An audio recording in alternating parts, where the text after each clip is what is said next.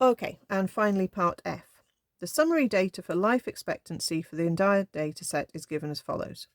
Show that the mean is 71.6 and calculate the standard deviation. Okay, so this one is hopefully formulae that you've learnt.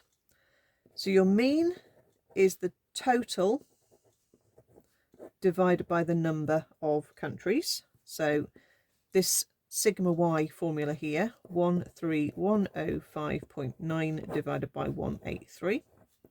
Now we know it should be 71.6. Let's just check. 13105.9 divided by 183. Yeah, there's our 71.6. So you've got to show the calculation basically there. So that is y bar. When you calculate the standard deviation, you have a variety of formulae that you need to have memorised. The one we're going to use here is the one that contains sigma y squared. And it's sigma y squared divided by n minus y bar squared.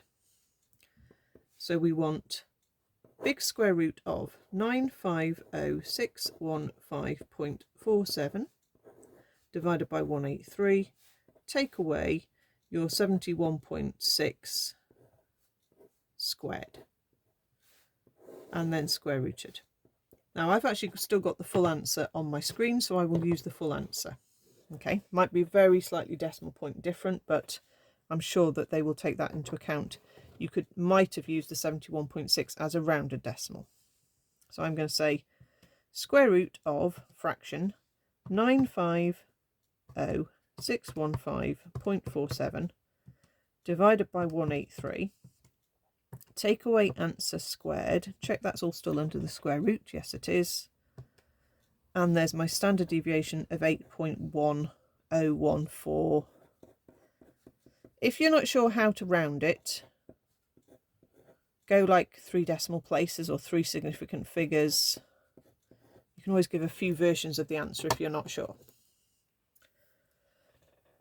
Part 2, the hobbyist statistician, so that just means not a professional person, claims that 71.6 years represents the average global life expectancy. So we've averaged out different countries' life expectancies.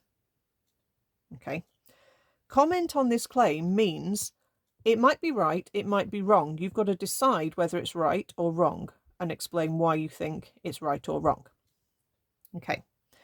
So the 71.6 is an average of the country's life expectancy. Okay, the life expectancy is an average of how long people live out of the population of that country. So what you're doing is you're averaging averages, but those individual countries are all different sizes, and that's the important point. Okay, if you're trying to average averages, it doesn't work unless the size of the sample for each one was exactly the same, and that is not the case here. Okay, your calculation is not correct, or this person's calculation is not correct for that reason. Okay, and that's quite a tricky thing to spot. Okay, so the claim is incorrect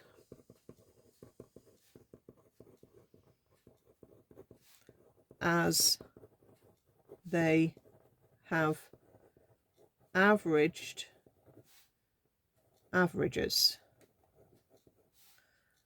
but the countries are all different sizes. Okay, so imagine that you had a big class of 30 students and they averaged 60% in a test. Okay, and then you had a much smaller class of 2 students and they averaged 90% in their test. Okay, now if you put them together and you say, well, this average is 60 and this average is 90, are we going to say the average for everybody is 75? No, we're not, because if you added all 32 people's exam marks up and divided by 32, you will not get 75. So that has been skewed by the fact that one class was small and one class was big. Okay, and that's exactly what's going on here. You've got countries that are big, countries that are small. You've got an average figure to represent that country. You can't average averages and expect it to work. Okay, so what you should do, you should weight the mean by country size. Okay, put should. You don't have to say that, but it's just sort of, did you pick up on why that was a problem? That's the point of that question, and it's really difficult to spot.